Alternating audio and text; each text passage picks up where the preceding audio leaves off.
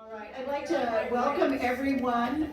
Thank you so much for braving the crowds. We were not aware of the Chamber of Commerce event when we scheduled this. Actually, I don't think there was a Chamber of Commerce event when we scheduled this. I think they kind of rode on our coattails.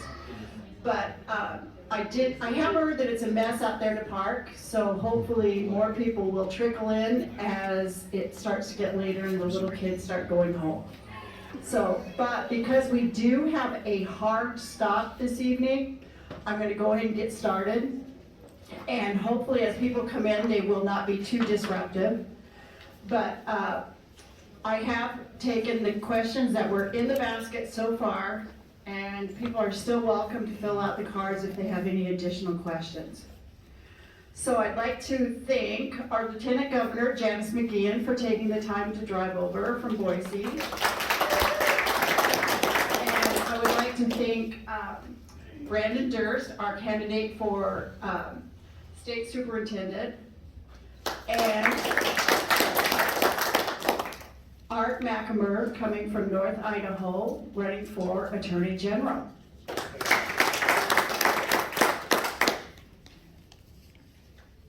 All right, so we have set up some rules ahead of time. We're going to allow each candidate 3 minutes to start with to answer the questions. We have some that are referring to all of them. People have said if it was a specific question for one person or if it was a specific question that they wanted to hear from all of them. So we're going to start with that. Now we have right here in the front, we have Lamont Bostrom.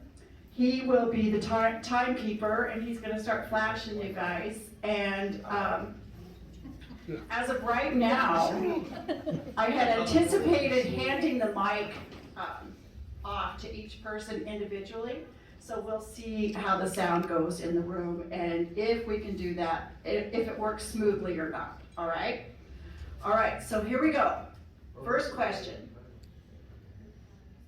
This is for all three of the candidates. How would you have handled the pandemic if you had been in office? So that one might take a little more than 3 minutes to answer. Just kidding, 3 minutes, and I will hand it off to our Lieutenant Governor to start with. Well, I will never shut my vow to you as Governor of Idaho next. I will never shut down a legitimate business. I will never interfere with your right to worship freely, which is our First Amendment right. And then beyond that, it's a management style. It's a difference in management style where the governor that we have now, he manages with a top-down approach. He gets a select group of people around the table, listens to them, special interests. That's not my style. My management style, being a small business owner, is to get people around the table, including other constitutional officers, legislative leadership, and other interested parties, the people of Idaho whose lives are affected.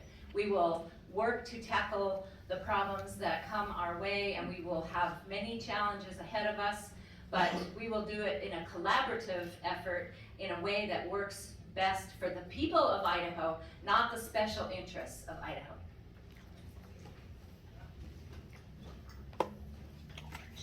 Well, I just want to first start off and say thanks to all of you coming tonight, and appreciate your investment in time, because I know that is something you don't get back, and so I wanted to say thank you again. I want to introduce myself also. My name is Branden Durst. I'm running for State Superintendent of Schools, and I believe we need to trust parents again. And that goes back to, that addresses the question in that during the pandemic, there were a lot of things that happened that shouldn't have happened, especially with our schools. First and foremost, they were closed. And that was a problem. And we know that the State Board of Education and the Superintendent's office was leading the charge in keeping schools closed. How do we know that? We know that because during the last legislative session, Andy Grover, who is the head of the IASA, which is the School Administrators Association, said in committee, on the House Education Committee, that districts were looking to open up and the State Board of Education asked them to stay closed. That was at the direction of the State Board and also the Governor's office as well, to keep schools closed. Students didn't learn when they were sent home. Parents lost their jobs when kids were forced to stay home, and nobody benefited except for the teachers who continue to get paid even though school wasn't taking place. That's a problem. And so if I had been elected during the time when the pandemic was occurring, I would have made keeping schools open a priority. I would have made sure that every school in the state of Idaho remained open for any parent who wanted their child to continue to go to school. Parents can make this decision, and that's what this ultimately comes down to. Do we trust parents to make the choices for their students? Or do we think that the government needs to intervene and tell us what's best for us? I don't think so. I think we can trust parents to make those choices because God trusted those parents to make those choices. And if God thinks that we can trust those parents to make those choices, government surely doesn't know any better.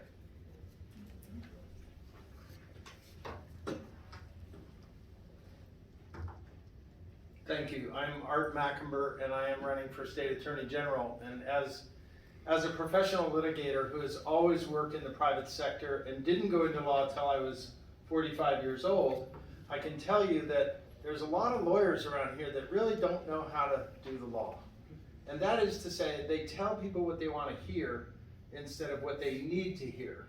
What they need to hear is what the law is and how it applies to the facts in front of them. And if the Attorney General had been doing that last year, we would have avoided a lot of the vaccination wars, the mask wars. For example, does a school district get to tell parents their kids have to be masked all the way down to first grade? Now, people just rise up and say, well, no, that can't be right. But what is the law of Idaho about that? I think the AG should have been out there giving a legal opinion to the citizens. After all, they elected him. When he didn't do that, I said, okay, that's not being much of a good lawyer, because we're given these skills and these research capabilities and this judgment in order to be able to exercise it for people who need some understanding of what the law says about what's going on in their world. So we have this pandemic, and the governor says you have to shut your churches, shut your businesses, go home. In fact, just go hide under the bed till I tell you it's safe to come out. Well, look at us. We're in day 580 or something like that of a state emergency, and nobody can still go to a legal opinion, except maybe one of mine, that says this is the extent of the governor's power, and beyond that he has no power. Here's a question for the day. Does the State Supreme Court of Idaho get to suspend jury trials? Now, I'm a student of English history, and I went all the way back to Magna Carta, and I have never run into a circumstance where jury trials were suspended. So this is an interesting judicial power. Does anybody in the AG's office give an opinion to you, the citizens, who may want to be on a jury, or may be on a jury, or may need a jury? I don't see it happening. So we need an Attorney General who's going to give legal opinions, who's going to fight back, who's going to stand up for Idaho and make sure that when things start happening to Idaho, like the federal government coming in and telling us you have to change your voting rules, you have to take a psychological exam to buy a box of bullets, you have to vaccinate all your employees. There should be an AG who's willing to stand up and fight back, and we just haven't seen it. And that's what I want to do. So if you put me in office, that's what's going to happen. All right, thank you. Now the next question, how is the office that you are running for uniquely situated to protect as well as violate the rights of Idahoans?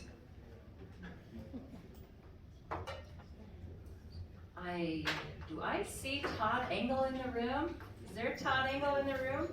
I just want to say, we have a free man in this room who was wrongfully incarcerated, and my first year as Lieutenant Governor, I was photographed taking a picture sending love, a heart sign, to this man.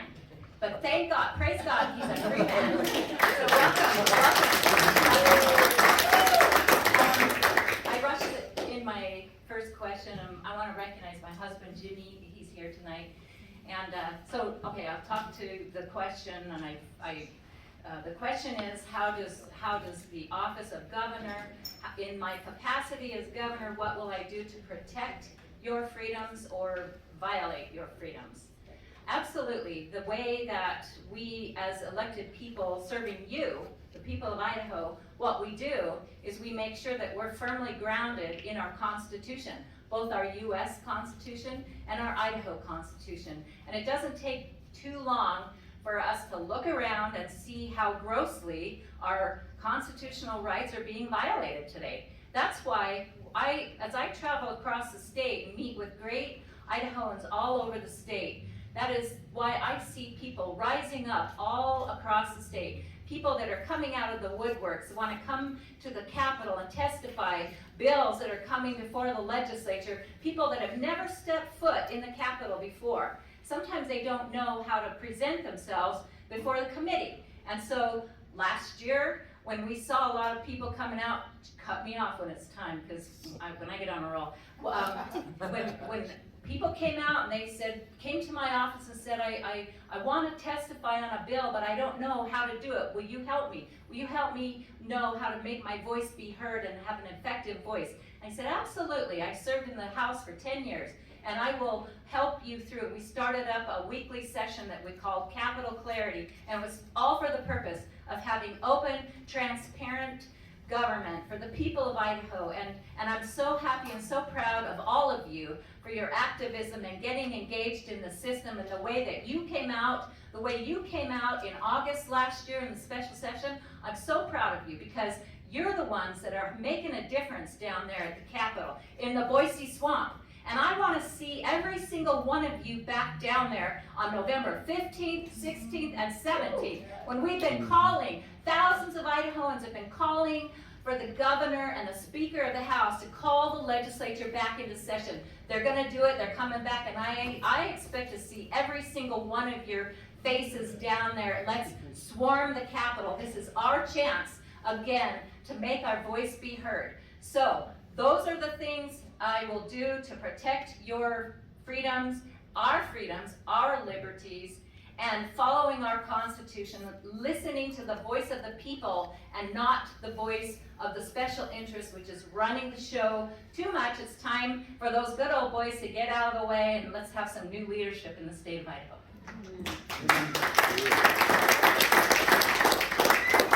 I guess everybody's standing, so I'll stand. I just drove from Bonner. You know, you guys feel sorry for Art because he came from North Idaho. I just drove from Bonner's Ferry today, so you guys can. You need to stand. I've been sitting. That's true. I've been sitting all day. So I'm going to answer the second part of the question first, which is how could my office be used to take away your rights? And I'm going to provide a couple of examples of how it's already happening today. So you may have heard recently that there was an analysis that said that if you're a university employee, you're going to be forced to get vaccinated. If you're a community college employee, you're going to be forced to be vaccinated because you receive federal funds. And that's going to implicate you into this federal mandate of vaccinations. That is a violation of your rights. When you have to choose between your conscience and your paycheck and your ability to provide for your family, that is a violation of your rights. That's happening today. I was in St. Mary's, which is in North Idaho, a couple nights ago at a school board meeting, and they were talking about another violation of their rights. Their children were forced to wear masks for 2 weeks. That's another violation of the rights because it's a violation, first of all, of the state of Idaho's Constitution and the state statutes, which say that parents are the decision makers in their children's lives, not schools. There's another thing that's happening. Our children's right to learn and their ability to learn things that are upholding Article 9, Section 3 or Section 1 of the Idaho Constitution, which says that we have a public education system to protect our Republican form of government. Right now we have curriculum being taught that's unconstitutional because it undermines our Republican form of government. We see all sorts of examples today where the Office of Superintendent of Public Instruction is being used to take away freedoms and liberties. I'm going to do the exact opposite, and I'm going to do more than that. I'm going to be proactive. I'm going to be fighting to make sure those things don't occur. I'm going to be fighting in front of the State Board of Education, which is appointed by 7 members of the governor. I'm going to make sure that your voice is heard loud and clear there, so that you know that if there's something going on that's hurting your kids or your grandchildren, that you've got an advocate on that board. I'm going to make sure that when schools open up and when they start forcing your children to learn things that they shouldn't be learning, that you'll have an active and vocal advocate to make sure those things stop. We can't continue to let things just happen as they have been. We have to start fighting back. If we don't fight back today, we're going to lose our children forever. And I really feel that's true. I would argue the state superintendent position is the second most important position in state government because it has its hands in so many things that are so vitally important. First and foremost being our children. I want to be your advocate to be able to protect our liberties. I want to be your advocate to protect our freedoms. And I want to protect our kids and empower parents to make the decisions for their students, not government.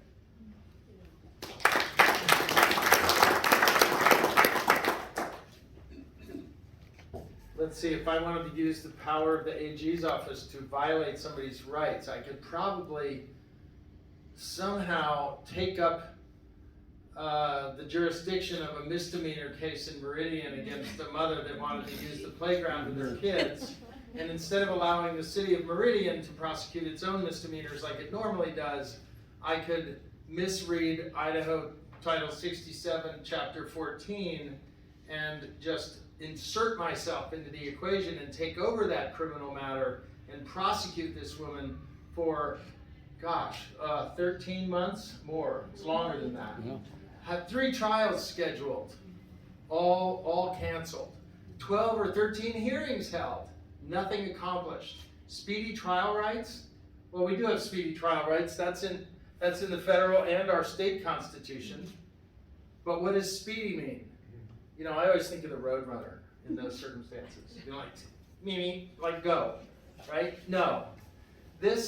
Because we've suspended jury trials in Idaho, I guess I can take advantage of that, and instead of having maybe a 2-year time period to bring a misdemeanor to trial, now I can just suspend that during the period of there being no juries, and then make it 2 years plus, and plus.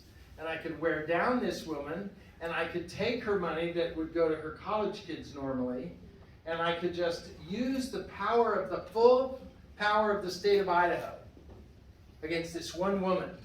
And it's like the IRS just before April 15. They always prosecute somebody, stick them on the front page, because you better pay your taxes. And that's what they're doing to this woman. I could also use the politics of the office to go against the lieutenant governor that I didn't like and take a month and a half to give her bogus advice on the Public Records Act when she was trying to protect whistleblowers. And I read the Public Records Act 3 times in 10 days, the whole chapter, and there was no justification to not give the information that the judge finally had to tell her to give because her attorneys failed her completely from top to bottom, from the beginning to the end, and kept her out of the loop. This is the way that I could violate the rights of people. How would I use the office to uphold the rights of people? Is that the other side of it? How about upholding the responsibilities of people also? Like the AG could actually explain the law and say this is what Idaho law is. When you look at the West Ada School District and you can't get in there and they're making the kids wear masks and the whole place is in an uproar and they're switching meeting dates like with 1 day's notice and doing all kinds of stuff, the AG could be speaking out to that and saying, this is the way the law of Idaho reads. And by the way, Branden, I don't know why the schools are teaching all this SEL and all this weird stuff when our kids aren't even at grade level in math and English and science. This is crazy. So the AG has to be active and vigorous and aggressive, and they need to be upholding the rights and pushing Idaho values forward and not just laying over and using it as a political tool. Isn't this great, you guys? These are some great answers. Everybody is getting excited. All right. What is the difference between dual and cooperative federalism, and which do you support? Art, do you want to go first? No. Dual and cooperative federalism. Well, let's see. I think different people would describe it different ways, but I don't really use those. There's another thing called layer cake federalism. Yeah. I don't know what all these things are. I know there's this little book called the Federal Constitution, which is a doctrine of enumerated powers. Article 1, Section 8. That's all they're allowed to do. And all the other power is either here or it's in you, the citizens. Most of it is in you, the citizens. The power of government is to protect you as a free agent operating in your own world, not hurting the people around you, not creating a nuisance, not creating a moral hazard, not creating criminal activities. And as long as you do that, these documents are supposed to protect you. And when the state of Idaho gets in your way, this power is supposed to step in between, according to James Madison. And when this federal power gets in your way, then this state sovereign is supposed to intervene and say, back off, pal. That's not your bailiwick. Overreach. Yeah. And so why is Biden want to have an OSHA rule for the state of Idaho that says employers of over 100 or more employees have to take this shot? Now, it doesn't meet the definition of a vaccine under Idaho law, so let's not even use that word. The answer is that they don't get to do that. The state of Idaho has the police power, not the federal government. The police power is what? Health, safety, nuisance. That's what it's always been for hundreds of years. In fact, predating the creation of this little document. All the way back to the colonies, health, safety, nuisance. They used to even include morals. Wouldn't that be something? Yeah. And the morals piece, it's actually in here. So let's think about those things again. And so I can't answer what those definitions might be for other people, but I know these two documents and I know the way they're supposed to interact. And so that's the way that my office will be run. I don't have too much more to add, but I would just point out that when the federal government tells us how we're supposed to educate our kids, the federal government is stepping outside of its lane. That is a decision that's made at the state level, and frankly, it's made at the level of even smaller than that. It's made at the family level. That is where that decision occurs. And so, you think of something like Common Core, which, by the way, we need to get rid of forever. That is an example of the federal government deciding that it's going to intercede in our state's rights to educate our children, and then they're going to start attaching a bunch of strings to that, and they do it when they give us money. And so what we have to do, and I think this will address the question, is there's a point in time when you have to stop saying yes to the money, and we've crossed that line. If we're told that we have to allow boys to enter into our girls' locker rooms and bathrooms in order to continue to receive funding, we say no. We say we're not going to let that happen because we need to protect our young ladies, right? I mean, as a father of 5, one being a daughter, I don't want young men or young women being assaulted, and especially don't want my daughter having to be wondering if the person in the locker room with her is there to assault her or not. That is not appropriate. And this is an example of the federal government continuing to overreach and continuing to try to tell us how to run the business of our state. And at the end of the day, as a state superintendent of public instruction, I'm willing to take the stand against the federal government that seems to be completely lacking right now at all levels of government in Idaho, and say, you know what, when it comes to our kids, your money isn't worth enough to be able to hurt our children, and so you can have it. We'll take care of ourselves. If that means we have less money to spend on our students to be educated, so be it. Because like I was saying, the protection of our kids is paramount. And whether or not the federal government is going to print money and, cause us to have, tons and tons of inflation, that's their prerogative, I suppose. But when it comes to our state and our kids, we have to take a stand, and that's what I'm going to do. And then I get to sue them. Who created the federal government? Back then, the central government.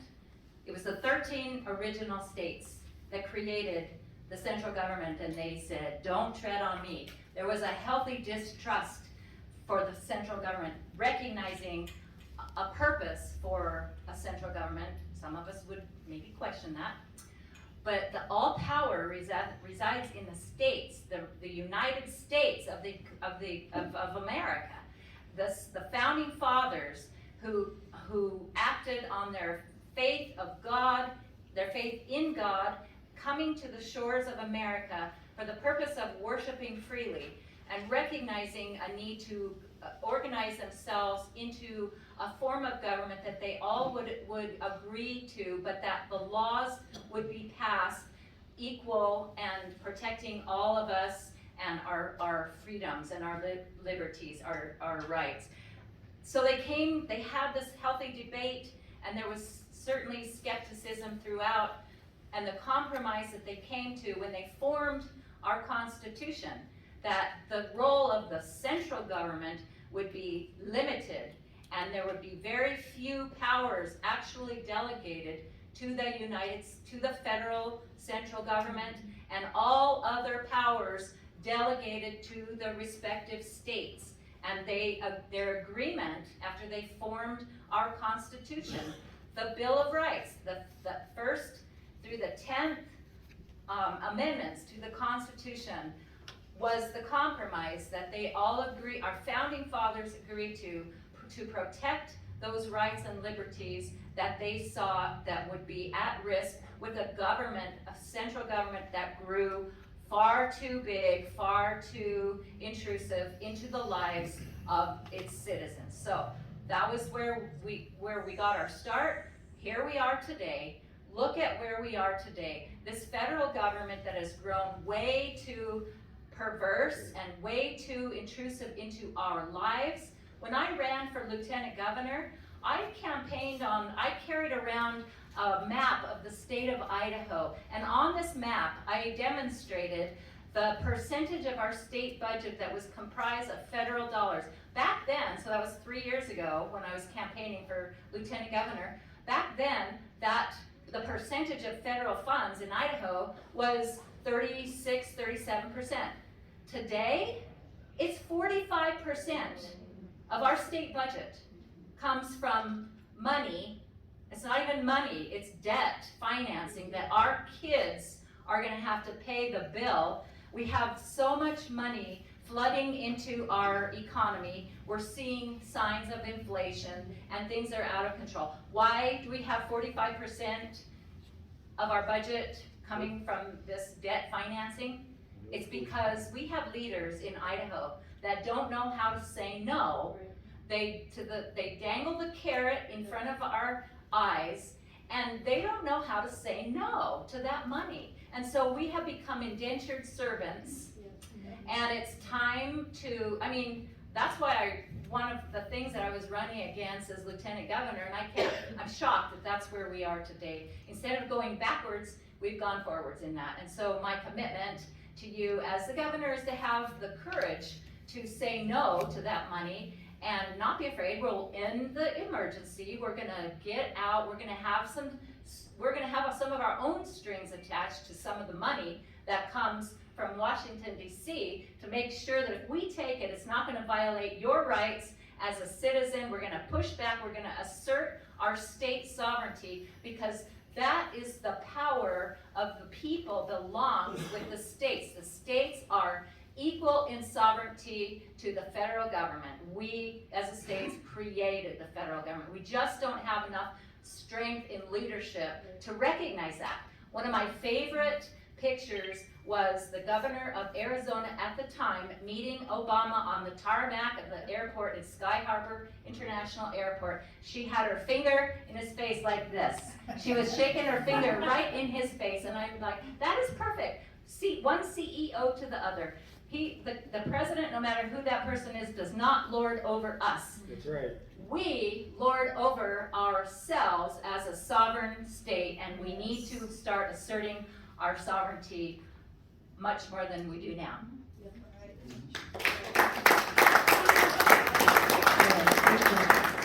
So these questions are still for all three of you, just in case I didn't specify that. Can you define the difference between crime and terrorism? I'll start. Okay, I was gonna throw it at you, but. That's fine. I'll volunteer. I'll be voluntold. That's fine. I'll tell you what isn't terrorism. Parents arguing at their school board meetings. I may not be the smartest guy, the sharpest knife in the drawer, but I know for a fact that's not terrorism. That's parents being involved in their children's lives. That's exactly what they're supposed to do. I also know it's not a crime for parents to get together and talk about what's important for their families and to be able to go petition their government. I think that's protected somewhere in one of those books you've got there, Art. The ability to do that. Is that right?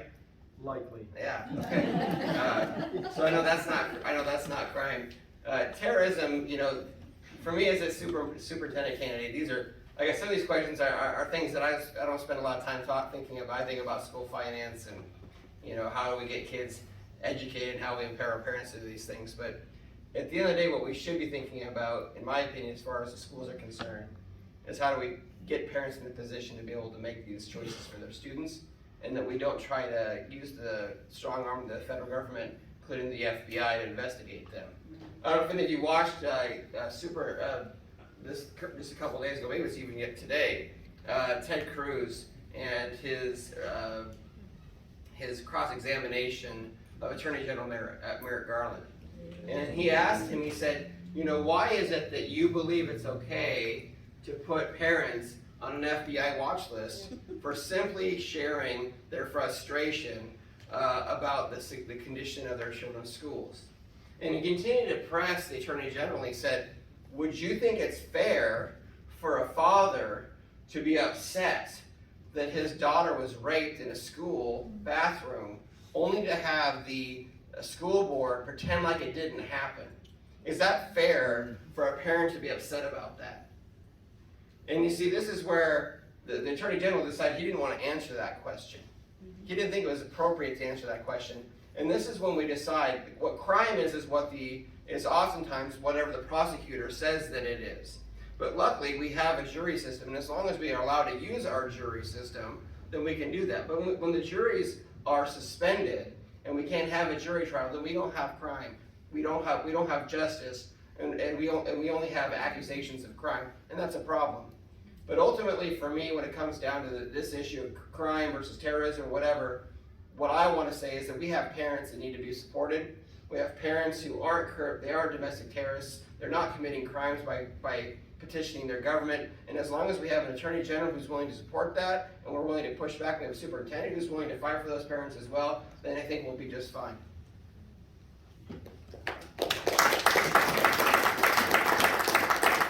They told me I couldn't act like a law professor, so I'm not allowed to go into the weeds. So I'll just say, a crime is what the legislature says is a crime, and a crime generally is when you use force or fraud to take something that's not yours. Terrorism, on the other hand, is a political tool to affect public policy by causing terror. Okay, if you can cause terror in a population, like shooting bombs over Jerusalem, or bringing down aircraft like they did in the 70s, a whole lot. Okay, this is terrorism.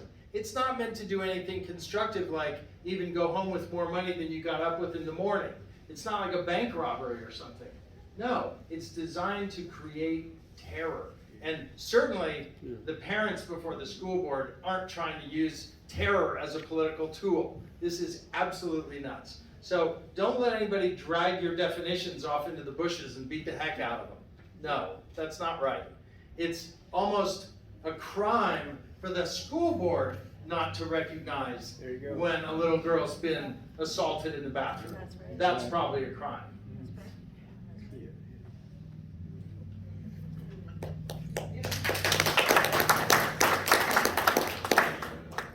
Thanks, Michelle.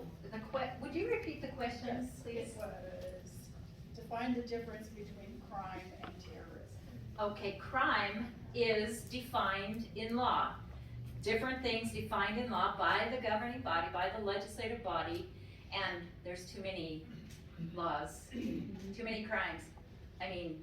Too many laws that create crimes when people violate.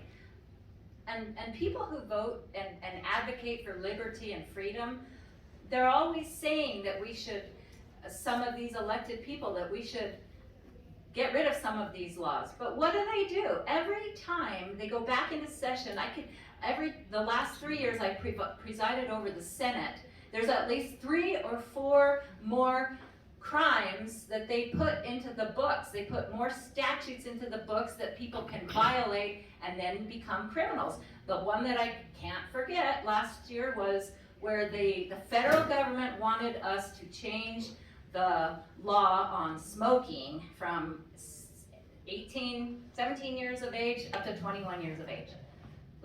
They wanted to change the law and make criminals out of 18-year-olds, 19-year-olds that go buy cigarettes at the grocery store. Now, whether you smoke or not, that's not any of my business, but crime is the violation of a law that is put on the books by the legislative body.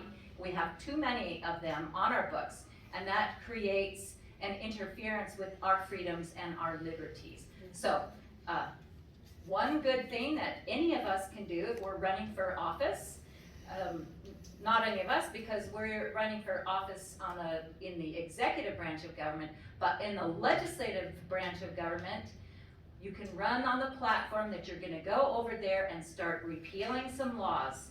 That's the advice my husband gave me my first year serving in the Idaho House of Representatives.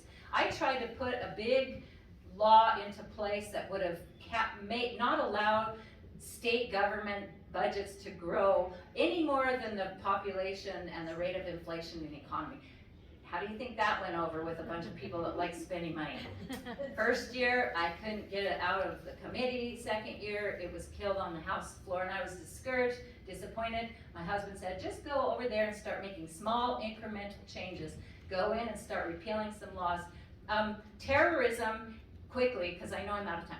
Terrorism is a definition left up to somebody, and it's a term which, especially the progressive left, likes to operate in these with nebulous terminologies, exactly what we're seeing happening in our school. They don't like to, and the assault on our Second Amendment right, they don't like to really define what it is they're talking about. It's a nebulous term that can't be defined, and they use that against us, and they use it to exert their power and their control over our lives. Right, next question, this is also for all three of you. What could you do to protect Idaho from potential dangers such as illegal immigration, government overreach, terrorism, and out-of-control government spending? Well, as the governor, I'll do the same thing that I did as a state representative. When it comes to spending, which I have experience in making sure that your tax dollars are being spent wisely, efficiently, and effectively, and I have actually cut budgets when it was necessary. And it's not easy to do that. Once these programs get put in, best thing is don't put the program into place. When I served as the chair of the House Health and Welfare Committee, I was effective at preventing the implementation of Obamacare in Idaho. And you know how we did that?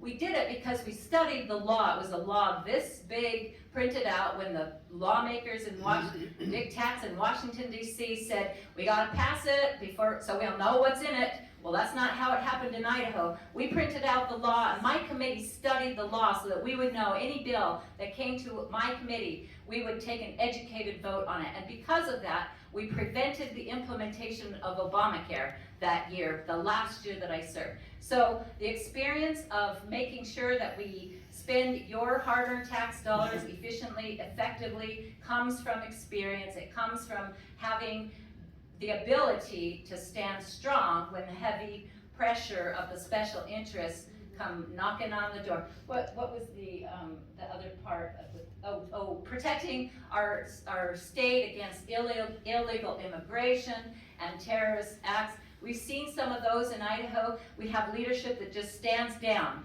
We've had assaults on our Capitol. We've had assaults. I can remember the day I showed up at the Capitol with graffiti sprayed all over the Capitol, ACAB, all cops are bad. I was sick to my stomach when I saw that. I said, where was our leadership? Where? Why were they not guarding our beautiful Capitol? And they allowed that to happen. So it's just, and I called it to the attention of people. I made phone calls to the Idaho State Police and others that I know. What are we doing to have people in place to protect from the graffiti and the assault, the terrorism that happens in our own state? And as far as illegal immigration, you won't ever see any people sneaking in the back door of Idaho cooperating with the Biden administration and helping to implement the Biden administration policies in Idaho, which we are seeing and we are experiencing today. We have refugees that are coming over from Afghanistan that we don't trust that the federal government, the Biden administration has properly vetted these people. We should not be participating in that. We are because the governor is allowing that through cooperation with an NGO, non-governmental organization. They're allowing it to happen. A governor that's strong will say, no, we're not going to participate in this here in Idaho. That's what I will promise to you as your next governor. I remember serving on that committee with our lieutenant governor, and I remember when she first came to committee with the giant stack of paper, dropped it on the table. And we did study that quite a bit. And then when I got into the Senate and I had the opportunity to vote on otter care, I voted no. And that wasn't an easy vote to make, but I'm grateful that we had the opportunity to see the insidious nature of the federal overreach in our healthcare system. And so, as far as the education system is concerned, there's a few things, and I want to focus primarily on budget-related issues, because I think those are probably the most appropriate in terms of the part of this question. But the first thing that I can tell you is that when I have the opportunity to serve as your state superintendent, I will make a commitment that after my first term, that there will be less full-time employees in my department than there were when I started, that our budget will be smaller, and that we will take less federal money. That is my commitment to you. And the reason for that is because I believe that we have to stop continuing to feed this insatiable desire to grow government. And I think that as leaders in our state government, we have to start with our own departments and lead by example. And so if I'm going to ask school districts throughout the state to think about how they're administering their districts and to make hard choices around budget, I want to be able to lead in my office and do the same thing first. Because I believe that's what servant leadership is about. It's about doing the things that you're asking others to do. And I believe strongly in that. And so when you look at things, that's one example. The second thing is I think we need to look at when we accept federal funds, why we're accepting it, and what the strings are. And that includes not accepting federal funds until we know what the rules are that apply to those federal funds. Right now, the state of Idaho, we've accepted, I think, billions of dollars in COVID relief funds to our schools. Those districts accepted that money, and they didn't know what strings were going to be attached to that money. That's a problem.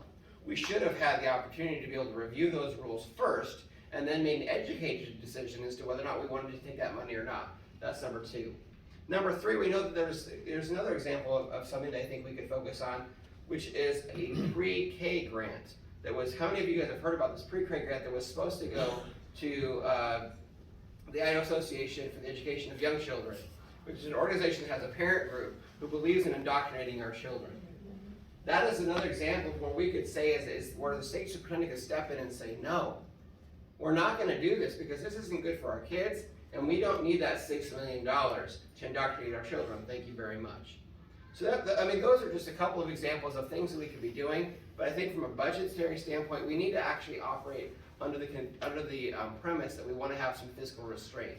That not every federal dollar is a good thing to receive, and that there are times when we have to be able to stop saying yes and start saying no, and recognize that we as a state have to lead by example. We've got kids in our education system today who we're spending ESSER funds on, who are going to be indebted for those funds for the rest of their lives.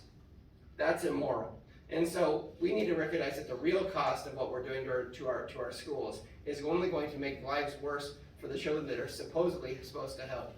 And so I think we as a state need to be able to start standing up. And as a state superintendent, my goal would be to lead by example within my own department and demonstrate that we can do more with less and be able to cut through waste and cut through duplication and cut through red tape that's leading to the growing of our government. Thank you.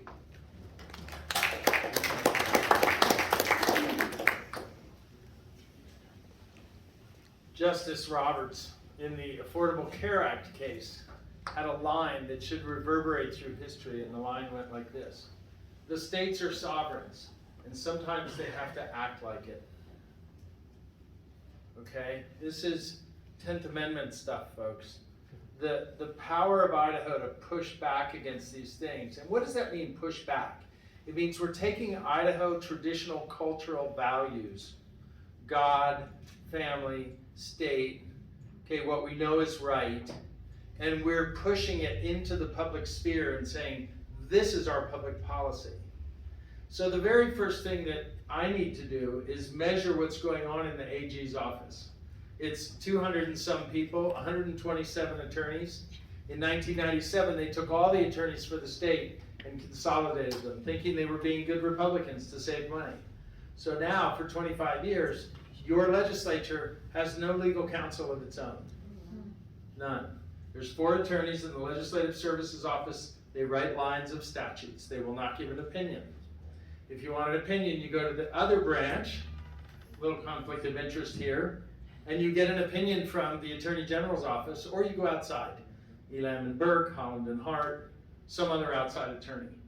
So part of getting Idaho in shape is to look at the structure of our republic and put it back in order.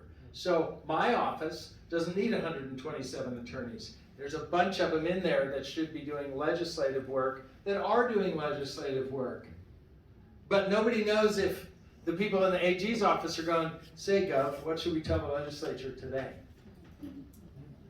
How can we get more executive power? Oh, let's tell them this. Let's tell them that. People say, why does the Idaho legislature pass all these laws that just are declared unconstitutional? How does that even happen? Well, if you're acting without legal counsel, you're going to do stuff that is not going to be in accord with the law. Okay, so this is not difficult. So once I measure what's going on in that office, what the inputs are, what workloads actually are, and how long they take, I envision I'm going to be cutting a bunch of attorneys out. And I'm going to be requesting the legislature start their own legislative counsel's office so the legislators and that branch can have their own legal counsel. They should not be in the other branch. It's a conflict of interest, folks. We have to stop that. So this is part of the track of getting Idaho's republic to be healthy again. But even so, we're going to have to walk and chew gum at the same time, because the Biden administration is coming for us. Idaho 97, you've heard of these people. Hundreds of thousands of dollars are flowing into Idaho right now to change the boys into girls and to destroy marriages and families. And you just have to say, that ain't the Idaho way, folks. That's not the way we do it. We're self-determining, we're self-reliant, we depend on each other when we have to, but we're not going to want somebody from Washington coming in and telling us how we should be structuring our society here in Idaho. And so the AG's office has to be fit as a fiddle to tell people what the law is. You know, this law that comes down and says, well, now you have to have all the people that do federal contracts in Idaho need to make sure they're all vaccinated. So all the universities are like, gosh, we take research contracts from the federal government. Does that mean everybody has to be vaccinated? Well, if you read the executive order, there's like 8 or 10 other federal laws that point to that one, and that one, and that one, and that one, and somebody has to do that legal analysis. And it's not being done, and somebody has to explain it to the people that have to accord with it so that people can leave fear behind and march forward and build our future confidently because we know what the law is. And if they don't get out of the way, guess what? I get to sue them again.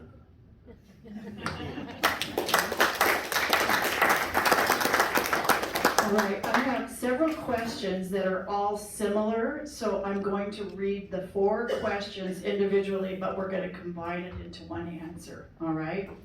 So the first one is, who is the child's primary stakeholder in a child's future?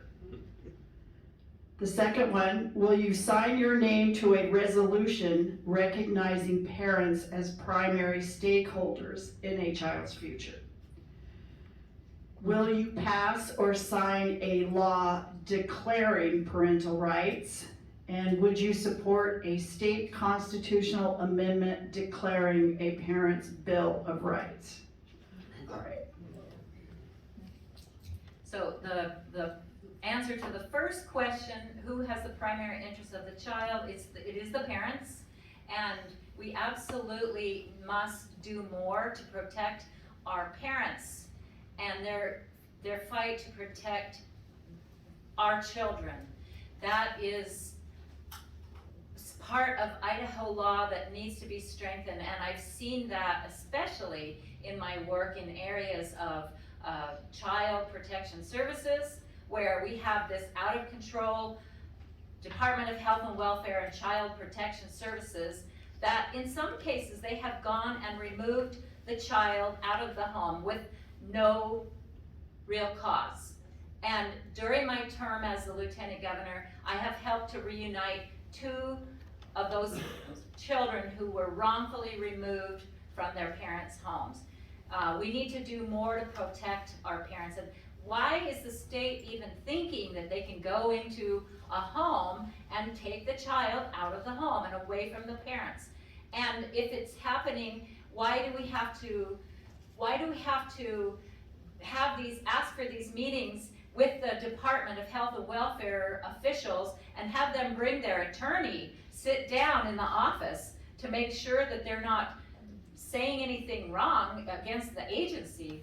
It's ridiculous what's happening in our state. And I know a lot of people can testify to that. Another area that I've seen this violation of our parental rights is in our schools. And I even heard stories today from some local parents in this county have just formed what they call power to parent organizations, where because the parents have seen, looking over the shoulder of their students on virtual learning, have seen things that our educational system is teaching our kids that is shocking a lot of people. And so these parents are forming these organizations, and even people in this county, elected officials, are bad-mouthing those parents and their efforts for having more transparency and control to the parents. So, you know, a lot of people say, well, look at Idaho. Idaho is a red state because look at all the people that are elected that have an R behind their name. I am here to tell you that we are a purple state right now. Yeah. And if we don't turn things around, we will be a blue state tomorrow, like Colorado, and then it's going to be gone. So yes, I will sign a resolution for that, and I will do a lot to also help protect. We will do much more to protect the rights of parents, because there's no way that any level of government should be interfering with that.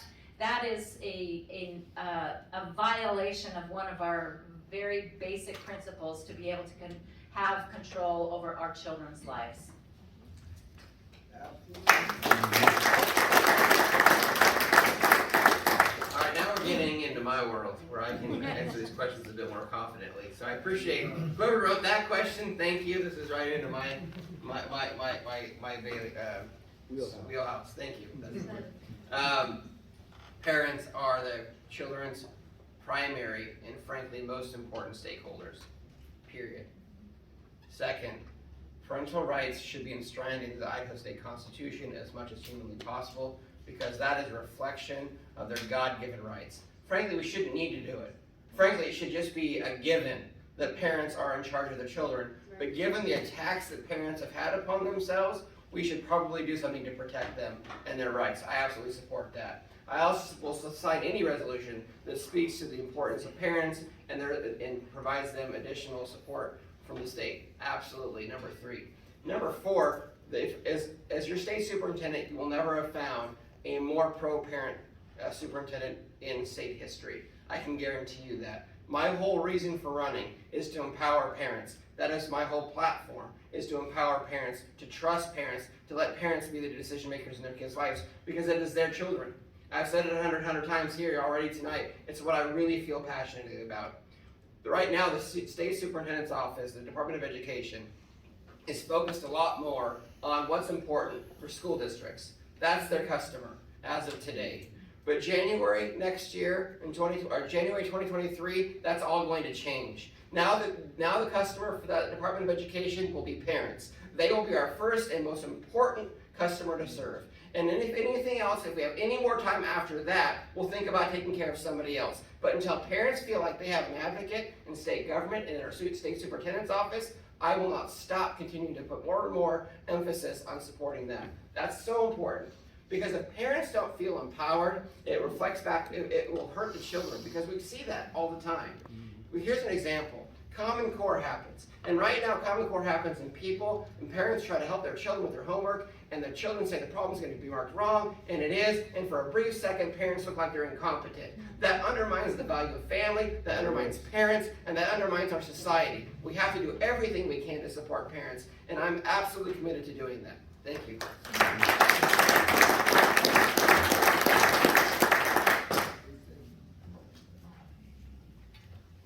This might be a little bit of a radical statement, but let's just start with the question.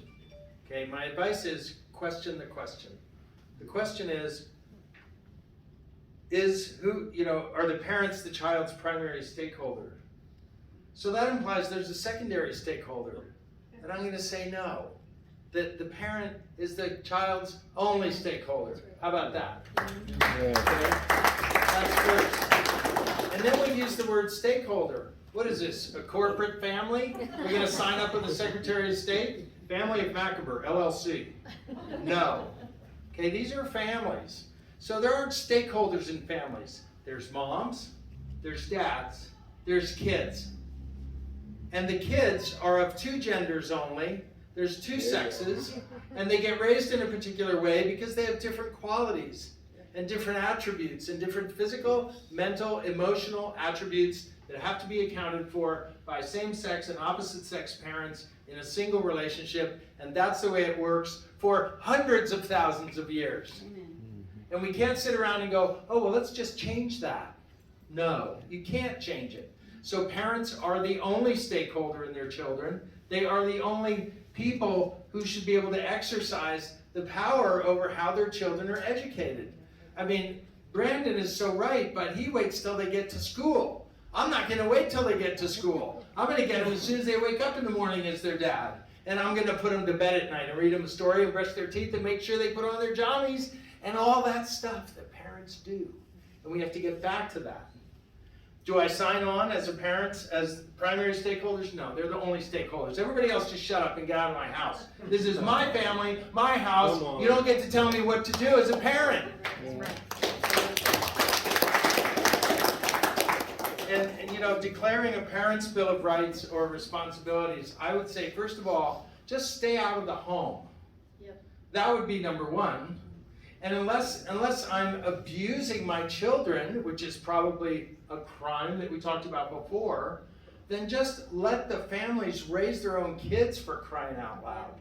The schools are doing such a lousy job, they can't even keep us at grade level in the ABCs. And now they want to take over the rest of the parents' job? This is lunacy, folks. This is not Idaho values. This is not the direction we should be going. And when anybody tries to fool you with these words like, well, shouldn't the parents be the primary? No. Question the question, reject the question, and tell them the way it should be. Amen.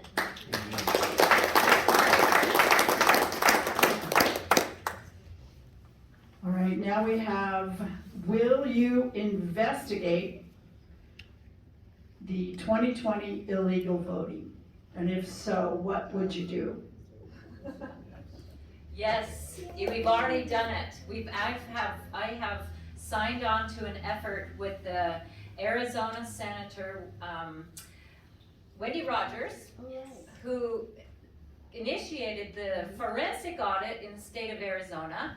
There's a big difference between just recounting votes and doing a forensic audit, and I think you all know the difference, right? Yes. Everyone in this room knows the difference. So I signed on to that effort, and we have gotten at least 10 or 12 lawmakers to also sign on to that effort. I wrote a letter to all of the senators and the state reps, Republican and Democratic. This is not a partisan issue. This is an election integrity issue to ensure your vote matters and it counts. Now, when we look at what are we talking about, and this isn't it's not a cut or a slight of anybody in any election office, or no county clerk, no secretary of state office. It's not a slight to any people in those positions. We just want to make sure that the processes that happen in election, first of all, we're not ever going to allow our election dates and means of voting to ever change in the state again, not ever, for any other emergency. Where last year our election was interfered and mandated that we have mail-in ballots for all. I've also received a sample ballot from the Arizona senator, just to give people an idea to what we're talking about with these ballots. There are companies that can print these ballots that inscribed in every single ballot are 20 different unique qualifiers within every ballot. And all you do is you hold up a black light and you either see all these things on the ballot or you don't see these things. And if these things are not on the ballot, what do you do with that ballot? You toss it away because it's not legitimate. We can do that in Idaho. It costs a little bit more. I think it's instead of 6 cents a ballot, it's 38 cents a ballot. I think in Idaho, the cost of that would be $2 million. Is that worth it to you as a taxpayer? Yes. Spend that $2 million wisely. Again, that's what I'm talking about, is making sure that we spend your hard-earned tax dollars wisely and efficiently, because when we lose the integrity of our elections, that's when we lose our republic. And we can't ever allow that to happen in the state of Idaho. We know that there are incidences of fraud in our state today. And if we don't make changes in this upcoming legislative session to plug those holes, we're gonna start seeing more and more losses in certain counties, and that's exactly what happened in the 2020 election. So I'm fully committed to that effort to make sure that your vote counts and that you feel confident that when you go to the voting booth, that your vote is gonna make a difference. I'm going to be very brief. The reason I'm going to be brief is because I think that we see too often what happens when elected officials go into lanes in which they don't belong. And as a state superintendent, elections have nothing to do, election integrity has nothing to do with my office. And so I'm not going to butt into a place where my expertise is unhelpful. And so I'm going to trust the people that have to make these decisions, like the governor's office or the attorney general's office. But I think it's time for us to stop expecting all governmental employees to try to say what should and shouldn't be done, and let it leave it to the offices where it's actually rightly handled. So I appreciate Lieutenant Governor's answer, and I appreciate whatever Art's going to say next. That's pretty good, when I get a pre-appreciation. I really like that.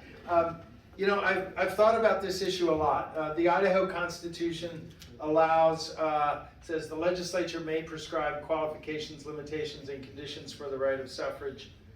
This is section 4 of Article 6. And then the federal constitution at the 141 provision, which is Article 1, section 4, clause 1, says the times, place, and manners of holding elections for senators and representatives shall be prescribed by each state in the legislature thereof. So it's a legislative power to create these rules. The question was, should we go back and audit the 2020 election? And I've sometimes said yes, and then I've sometimes been thinking about it, and so here tonight I'm going to say no. I'm going to change my position, and I'm going to tell you why.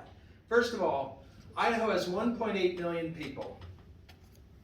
Queens, New York is one of 5 boroughs. It has well over 2 million people in that one borough. Okay? Idaho is a minuscule state.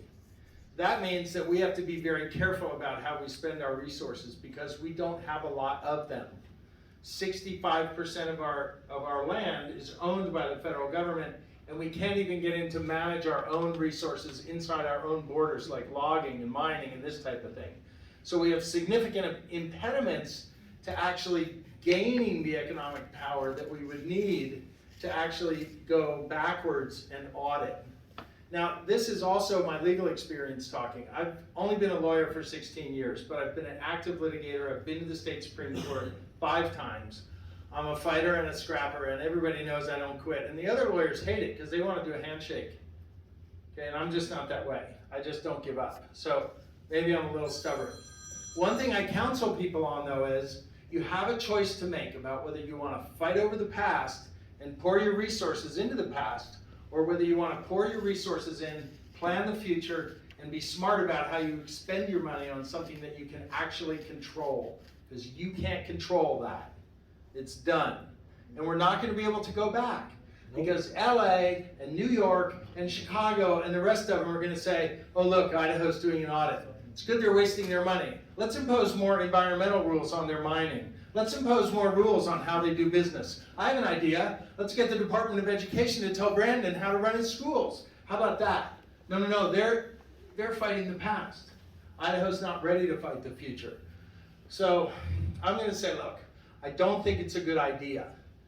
I was on the Elections Integrity Committee that assembled in December of 2020. We came up with 14 things that should be paramount in every state legislature's little book of a good election, how elections should be run, okay? Russ Fulcher got those printed in the Federal Register so the whole country can see what we came up with in Idaho. There was about 30 people on that committee. And those are really good recommendations. And I would like to see Idaho resources put into changing the law. I would take Title 34, and this actually happened. I was coming down on the plane to that committee. I was flying down from Coeur d'Alene. And I brought Title 34 with me off my bookshelf because I thought, I should know the law when I get there. I'm a lawyer. They're going to expect that.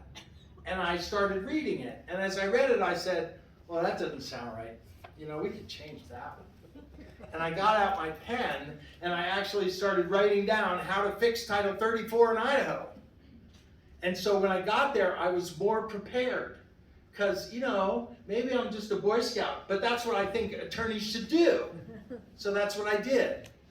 And I think Idaho and the Secretary of State, who's in charge of elections, needs to work with the attorneys in the state of Idaho, like the AG, me when I get there, to actually reform Title 34 so that Idaho has good voting for itself in the future that we can count on as voters. Because if every republic falls, but Idaho stands, I'm good with that. Okay? But Idaho has to survive and prosper. So I think we should put our resources into the future, plan it, and do it right. Thank you.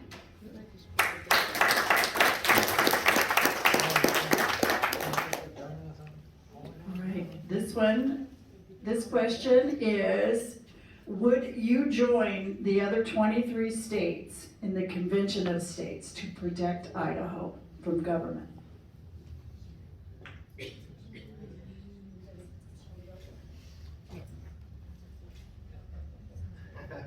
I get to answer the hard ones first, that's fun. I actually don't know. That's a really candid answer. I'm not sure. I have folks that I've spoken with that are very passionate about joining the Convention of States, and I've got folks I've spoken with that are very opposed to joining the Convention of States.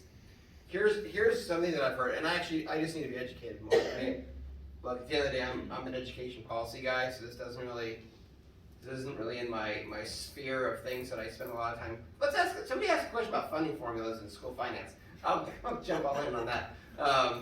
And I'll actually sound as smart as these two when I answer those questions. But, you know, I don't know. I think the question is the Constitution itself a flawed document?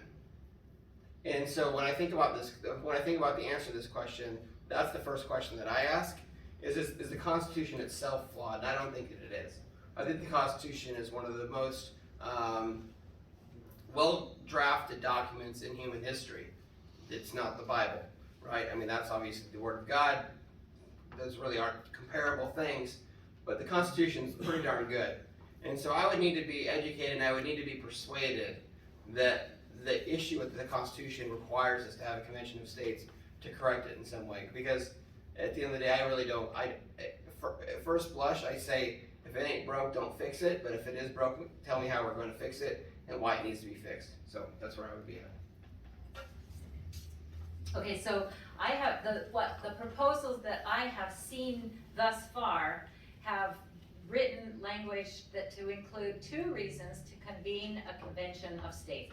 One of them being to set term limits for those serving in Congress, and another being that we would require our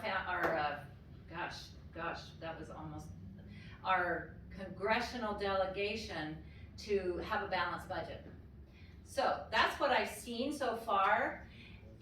It's very important that if the states are going to join this effort, that every other state that agrees to do this, we're talking about the same language, because if it's not all the same, then it gets complicated.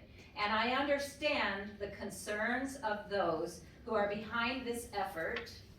I will have to say that I have concerns, and I would lean more towards not having a convention of states because of, and I'm going to refer back to, I think it was Art who said this, who quoted one of the Supreme Court justices, that we need to act like sovereign states. So if Congress, drunken sailors back in Washington, D.C., if they've got a spending problem, well, then why do we take all that money that comes to our state?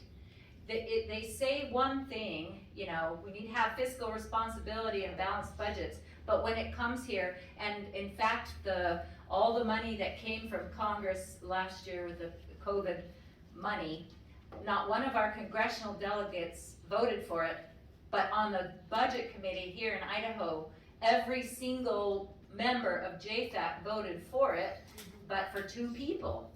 And so we have to start acting like sovereign states. And why do we risk putting our Constitution at risk and having a runaway convention when we can just have our own discipline in our state on that one issue of spending and budgets? Now, when it comes to the other issue about term limits, again, I think that the best solution there is at the ballot box. And when we recognize that people that are being elected over and over again are not representing us anymore, it's time to get rid of them.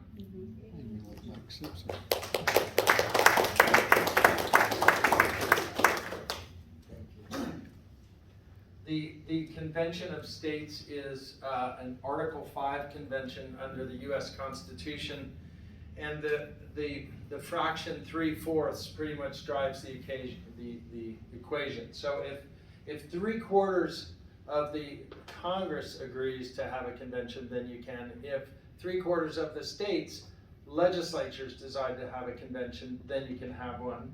And then amendments come out of that convention, and then 3/4 of the states have to approve any amendment for it to be number 28, 29, 30, whatever it is.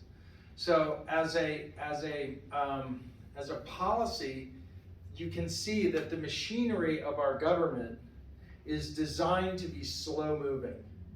It is not a screen-based, TikTok, Facebook world designed government. It is a slow moving thing.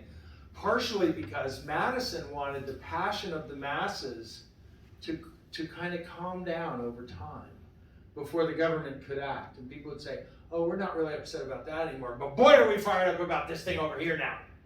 Because that's the way people work emotionally in politics. So the government is designed to slow things down, which is really good because it provides stability and it allows us to actually make investments in our own lives that we know the government won't interrupt because it can't keep up with us. Did you ever notice that? Isn't that cool? The government can't keep up with you. You can always do things faster than the government. You just have to get up earlier and work harder. It's the beauty of freedom. So when I consider this Article 5 convention, I always think of 3 things. First of all, there is a whole political party, and I'm sorry, I don't mean to separate out you guys on the left here. You're like stage left, and if you guys are house left. So the House and the state, you can tell. All right. They ignore the Constitution. They don't care what this book says. They've been ignoring it for years. They think it's a living Constitution. Oh gosh, tomorrow we can say it means this. And Thursday we can change it to that. And Friday we can got a whole nother program for you. Okay? So first of all, what Branden said. You change it, and there's a whole crowd out there that could care less. They're going to ignore it anyway, so that's number one. Number two, you propose amendments. Now, I don't know that the average age in this room, but there was a little amendment in my lifetime called the Equal Rights Amendment.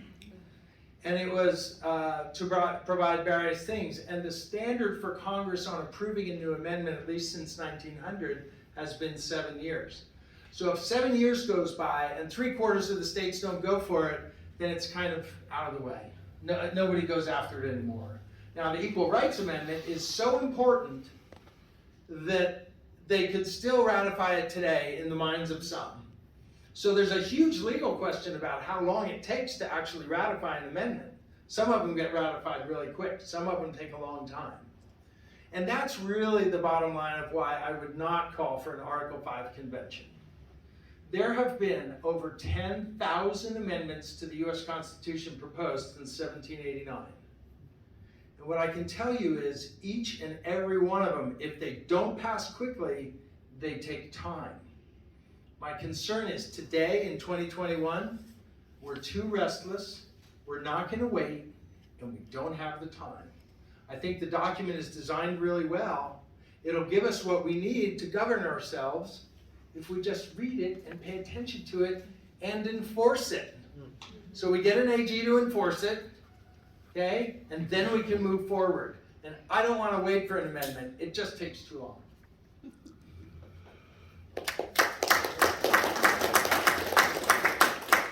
All right, now this one is a more practical question, and Branden, I'm not sure what area, where do you live? Oh, South Boise. Okay, so it's not appropriate for you. This is, how will you approach governing from our capital? I think that is for you and Art, who lives out of the area. First of all, I wanted to, I failed in recognizing Tom Munns, who was going to moderate this event tonight, and he suffered a stroke. And so I want to ask for your thoughts and prayers for Tom tonight, and we do miss him. He's a good man. So to answer that question, how will I, as your governor, govern from the Capitol? The same as I do as your lieutenant governor.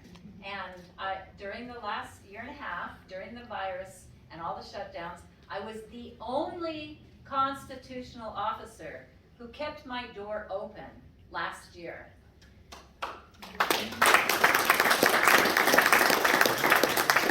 And I will continue to listen to the voice of the people I was witness to a person who's here with us tonight who begged and begged and begged for a meeting with our governor for months, weeks, a month, however long it was, is completely unacceptable to not get a sit-down meeting or a call with our governor. And so the person came to me and I helped facilitate the meeting with the governor. It wasn't a face-to-face, it was a conference call. And I was witness to the governor who, when the time was up, literally walked out of the meeting. I was there, I witnessed it. You do not deserve that kind of treatment from your top elected officials. And I've met with the governor, and I've walked out the door when he's done that to me, time's up, and I've walked out the door and the president of IACI, Idaho Association of Commerce and Industry, is standing right there in the rotunda, waiting for his turn to go into the big man's office. We deserve much better than that. And that's how I will govern from the governor's seat. No different than I have as your lieutenant governor, but I also will reach out to other parts of the state because I'm from southeast Idaho, and I know that there's a big part of our constituency in Idaho is rural Idaho, and we cannot forget the rural parts of our state. And so I will also continue to go around the whole state and talk to people all over Idaho in rural areas, and we might have an office back in Idaho Falls, Idaho, an office of the governor. It doesn't even have to be anything fancy. It could be in the office of my transmission repair store. But we will have representation in the governor's office throughout the whole state, not just in the great state of Ada. It's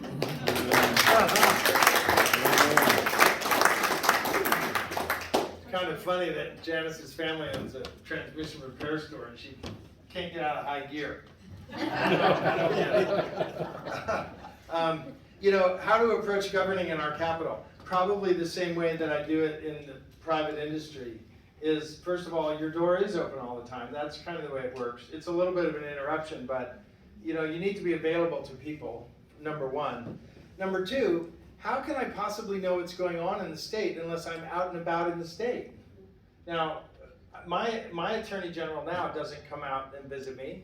He comes occasionally to do something, I don't know what it is, but I think the school boards and the county board of commissioners and the ranchers associations, and what about the granges? The granges are still around. There's like 160 granges in Idaho. There's a lot of people to talk to all the time.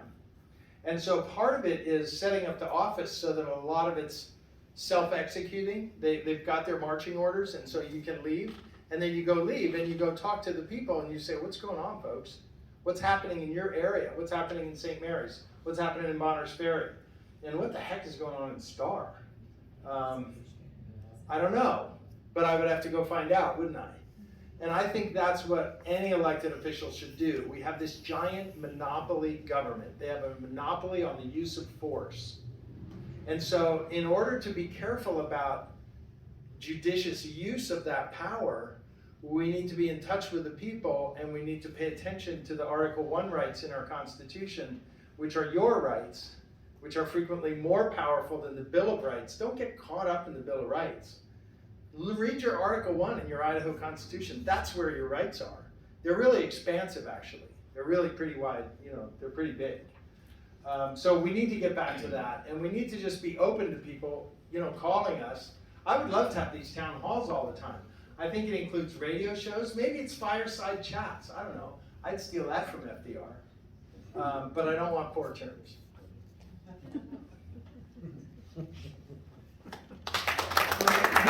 Question is one of the last ones for all of you.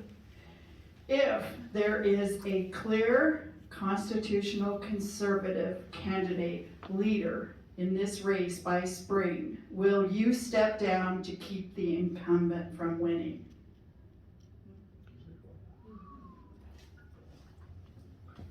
We all need to unite as conservatives behind one candidate, because we have internal polling that shows with a united effort, this governor can be beat. Yes. So absolutely, yes, we need to unite together as conservatives. Now, what are the terms of that agreement and that unification? What is it gonna be based on? Is it gonna be a poll? Will all the interested persons agree to the questions of the poll? Will they agree to help put money into the poll? What is it gonna be based on? Who raises the most money? Is it gonna be based on endorsement? No matter what it is, all candidates need to agree to that, because if they don't agree, if all candidates don't agree, it's not gonna work. So, and then the other thing is, what are the terms of that agreement?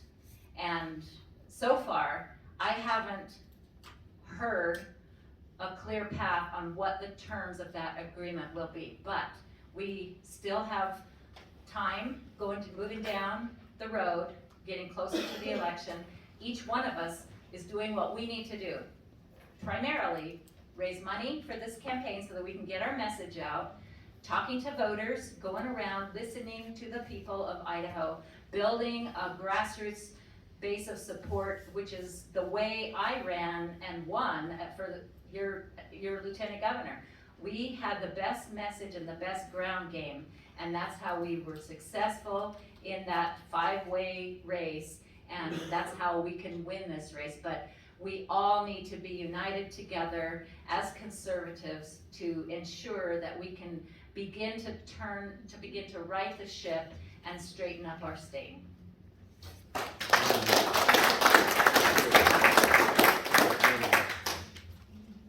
Okay, so for me, I guess the question's a little easier because I am the conservative running for this office.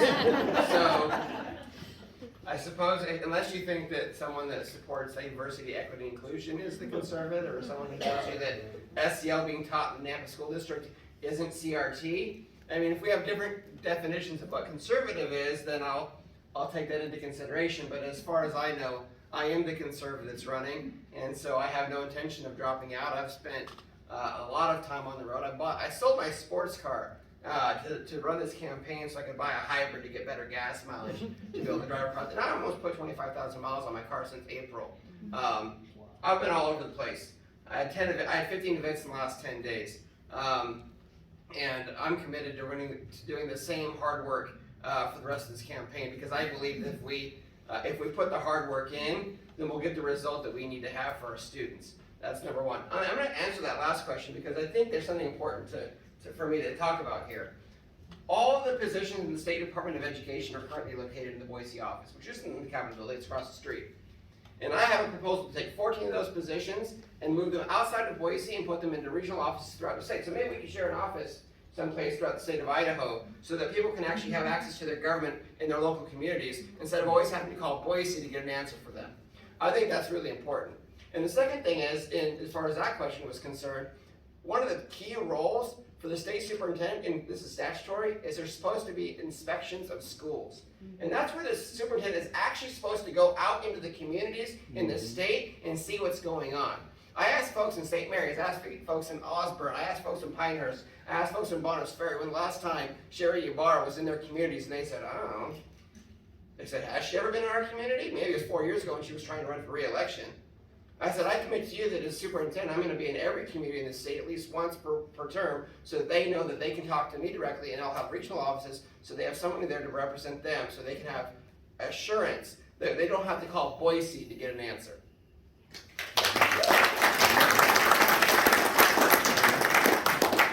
So my answer is kind of like his answer, because there's nobody else in the race.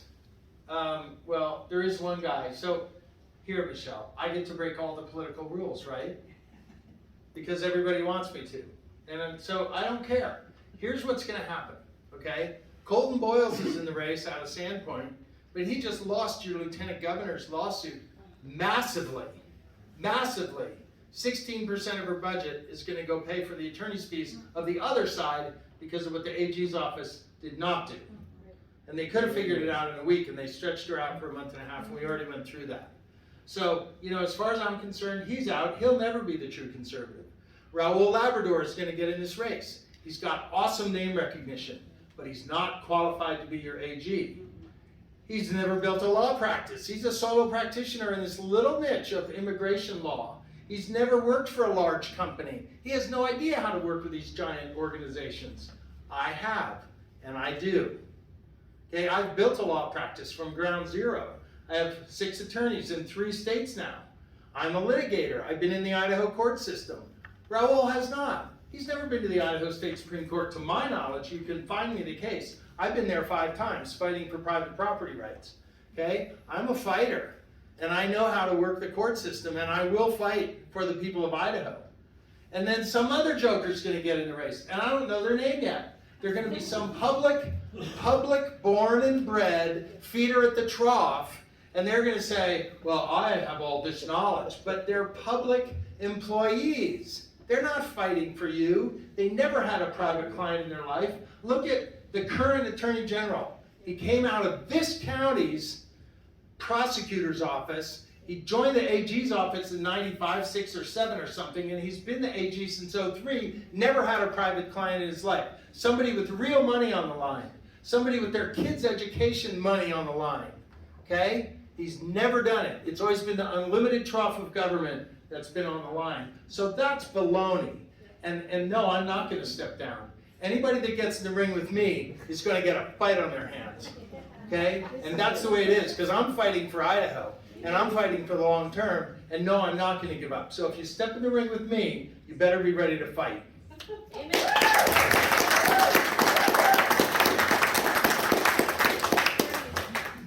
All right, we have a hard stop, and unfortunately, I have not gotten through, not even half the questions. And I apologize to everyone. It is amazing the interest and the questions here. What I am gonna do is to allow each candidate to give a brief wrap up and say whatever they'd like to say in regards to anything. Give them the opportunity to speak directly to you, all right?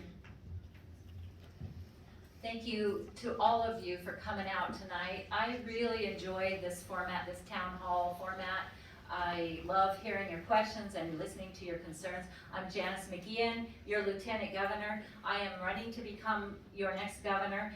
And a little bit about me that you may not know, my husband Jimmy and I, we've been married 34 years. We're small business owners. We have 2 grown kids. The perspective that I bring, I am not a career politician. Yes, I did serve 10 years in the Idaho House of Representatives, but I term limited myself because the people of Idaho voted for term limits. And so I term limited myself, went back home to Idaho Falls, and my husband Jimmy teases me. He says she had to do something to get her integrity back after serving in politics for 10 years. So she came home and opened up an Irish pub. So we're small business owners, we're blue collar employers, and that's what the perspective that I bring as a candidate for governor and wanting to be your next governor is from that perspective, being a woman, a successful business owner, having a successful family, serving my community, my state for my whole lifetime, and having a desire to bring a level of customer service to you, the citizen and the taxpayer that you deserve, one that we are being lost in with our state government right now. Those are the things that drive me to run for this office, protecting your freedoms, your liberties, standing up for our state sovereignty, and protecting our traditional conservative values that makes Idaho so unique. I ask you to visit my website, janiceforidaho.com. We've got materials in the back. I need your support. We can do this together. I ask for your support tonight. And once again, thank you for being here, and together we will make Idaho free again.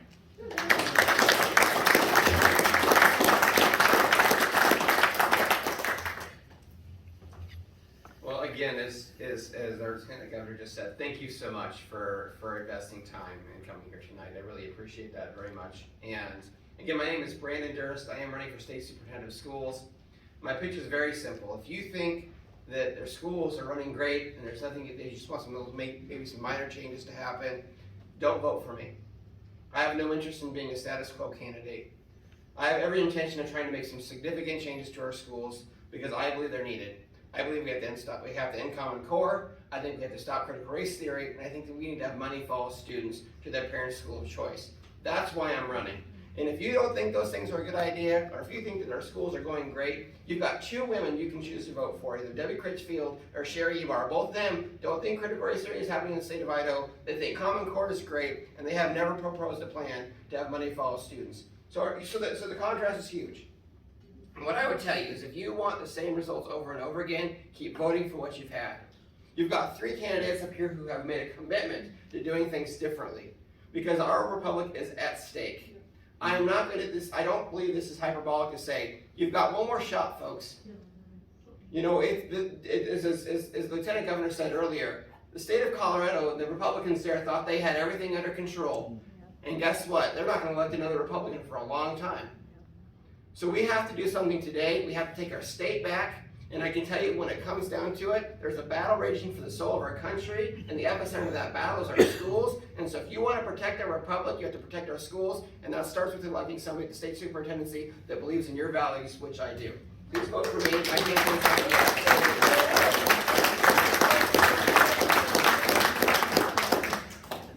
Well, I didn't get angry, so that's pretty good. And I didn't go into my professorial attitude, so that's pretty good. And I think I stayed out of the weeds, didn't I? Pretty well. Yeah, pretty good. So my campaign stuff is over there on the back. We have to do three things. We have to fight the federal government. That means push back on Biden. And we have to do it vocally. And we have to do it with lawsuits. Like, do I get to have an amicus brief strike team in the AG's office? Do I get to monitor the state cases that are coming up? Do I get to monitor the federal cases that are coming up? So I can weigh in and say, this is what Idaho thinks about whatever you're doing. Yeah, I think I should. We need to get our state sovereignty trim and lean and mean. And so that's what I plan to do in the AG's office. And all of it is based on what I believe to be what you have told me when I'm out and about since last February about Idaho values. Because what I see is a bunch of people that get up early, they work all day, sometimes into the night, after dark, and then they go home and they get up early and they do it again, and they do it again, and they do it again. And that's the work ethic that built the state of Idaho. And I got a bad case of the Protestant work ethic. I can tell you right now. I wasn't going to get my bogey for the hours for the month because I flew down here.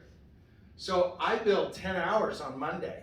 And everybody's like, God, you're just there late. I'm like, yeah, I'm there late. My wife's like, are you coming home? I'm like, I don't know. I'm not done with the client work yet.